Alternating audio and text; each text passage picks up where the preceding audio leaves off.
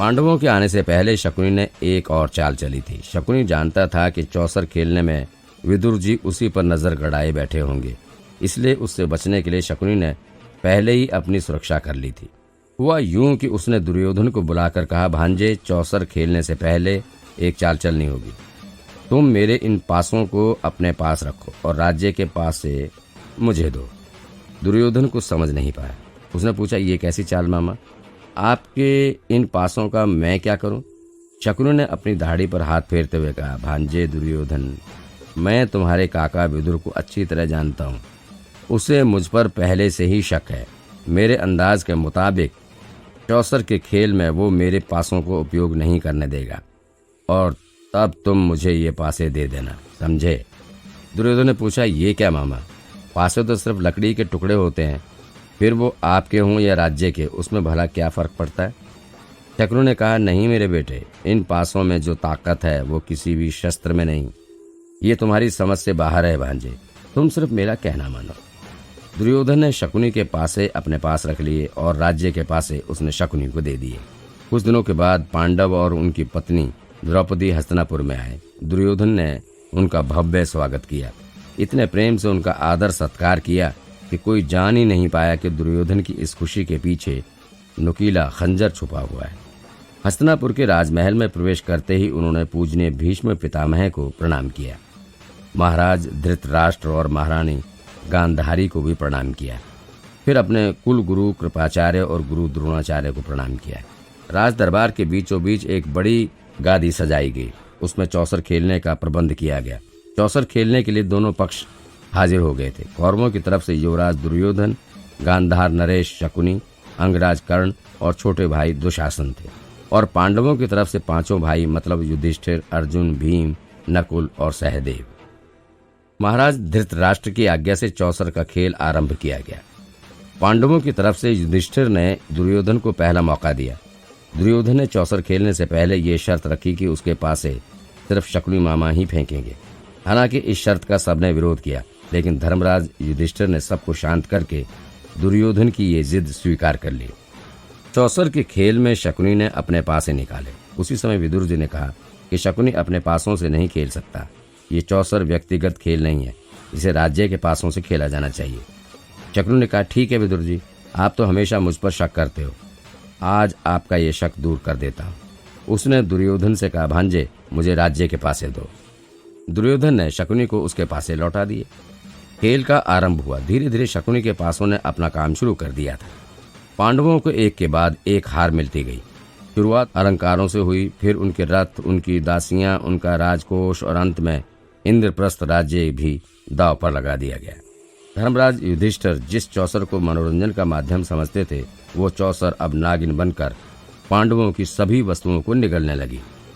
कौरवों के लगातार जीत के कारण महाराज धृतराष्ट्र खुश हो रहे थे। वे अपने बेटे की हर इच्छा को पूरी करना चाहते थे, लेकिन राज्य और उनके धन को दांव पर लगाकर हारने के बाद भीष्म पितामह ने महाराज धृतराष्ट्र से कहा, महाराज, अब इस चौसर को यहीं रोक दीजिए।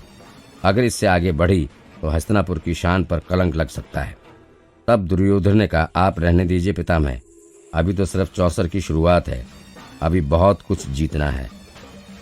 अपने बेटे की इस जिद के कारण धृतराष्ट्र ने भी इनकार नहीं किया। चौसर की चाल आगे बढ़ने लगी। पांडवों के पास अब ना तो कोई राज्य रहा और ना ही कोई बहुमूल्य वस्तु। तब युधिष्ठिर ने अपने भाई नकुल को दांव पर लगाया। शकुनी के पासों ने उसे भी जीत लिया। नकुल अब दुर्योधन का दास बन गया। फिर बारी बारी से सहदेव, अर्जुन, भीम भी दांव पर लगाए गए और वे सब भी दास बनते गए। आखिर में युधिष्ठिर ने अपने आप को दांव पर लगाया, लेकिन अफसोस, वो दांव भी हार गए। अब तो सभी पांडव दुर्योधन के दास बन गए। दुर्योधन ने पूछा, क्या हुआ भाई युधिष्ठिर, अगला दांव किस पर खेलना चाहते हो? युधिष्ठिर ने कहा, दुर्योधन मेरे भाई, अब इस चौसर को यहीं समाप्त कर दो। अब मेरे पास दांव पर लगाने के लिए कुछ भी नहीं बचा। मेरे अलंकार, मेरा रथ, मेरे राज्य का राजकोष और दासियां, सब कुछ तो हार गया। यहाँ तक कि मेरे प्रिय भाई और मेरा इंद्रप्रस्थ राज्य भी मैं हार गया। अब और क्या दांव पर लगा सकता हूँ? तब कर्ण ने मुस्कुराकर कहा, धर्मराज युधिष्ठिर, अपने हाथ में बहुमूल्य हीरा छुपाकर कहते हो कि दांव पर लगाने के लिए कुछ नहीं है, ये कैसे संभव है? युधिष्ठिर ने पूछा, किसकी बात कर रहे हो अंगराज? कर्ण ने कहा, तुमने अपनी सबसे प्रिय वस्तु द्रौपदी को तो अभी दांव पर नहीं लगाया, ये सुनकर सभी भाइयों ने कर्ण पर प्रहार करने की कोशिश की। तब दुर्योधन ने उन सबको ये कहकर रोका कि खबरदार, अगर किसी ने मेरे मित्र पर उंगली भी उठाई तो उसका सिर यहीं काट कर रख दूंगा। तुम सब के सब मेरे दास हो, और दास हमेशा सिर झुकाकर बात करते हैं। हस्तिनापुर के वरिष्ठ गंगापुत्र भीष्म पितामह को ये बिल्कुल पसंद नहीं था। अपनी कुलवधू को दांव पर लगते हुए वे देख नहीं पाते थे, लेकिन वे कुछ नहीं बोल पाए। अपने बेटों के संस्कार और आदर्शों को देखकर उन्हें अपने आप पर गुस्सा आ रहा था। आखिरकार पांडवों ने अपनी पत्नी द्रौपदी को दांव पर लगाया और शकुनी के पास उन्हें उस पर कब्जा कर लिया। पांडव अब द्रौपदी को भी हार गए थे। ये देखकर धृतराष्ट्र को भी दुख हुआ। उसने दुर्योधन से कहा, बस करो बेटा, अब हमारे संस्कार के विरुद्ध जा रहे हो। दुर्योधन ने कहा, ठीक है पिताजी, एक आखिरी चाल चलने के बाद चौसर को समाप्त कर देंगे। युधिष्ठिर ने पूछा, अब कौन सी चाल बची है मेरे भाई? दुर्योधन ने कहा, धर्मराज, आखिरी चाल ये है कि जो भी इस पड़ाव में हारेगा उसे 12 वर्ष का वनवास होगा और 1 वर्ष अज्ञातवास, मतलब 13 वर्ष का वनवास। अगर उस वनवास में आखिरी 1 वर्ष में किसी को मिल गए तो फिर से 12 वर्ष का वनवास और 1 वर्ष का अज्ञातवास। मंजूर? युधिष्ठिर ने दुर्योधन की ये चाल स्वीकार की। दुर्योधन ने शकुनी को फिर से पासे फेंकने को कहा। शकुनी ने पासे फेंककर फिर से पांडवों को हरा दिया। तब दुर्योधन ने खुश होकर कहा, चलो पांडुपुत्र, वनवास स्वीकार करो और अपनी द्रौपदी को मेरे हवाले करो। दुर्योधन ने अपने छोटे भाई दुशासन से कहा, जाओ दुशासन, तुम्हारी भाभी द्रौपदी को अपने कमरे में खींच कर लाओ। दुशासन द्रौपदी को बालों से खींचकर राज दरबार में लाया। अपने कुलवधू का इस तरह अपमान होते देख कौरवों के अलावा सब लोग अपना सिर झुकाकर बैठे रहे। ये दृश्य हस्तिनापुर के विनाश का आरंभ था। ये विनाश किसी शस्त्र से नहीं बल्कि शब्दों से हुआ था।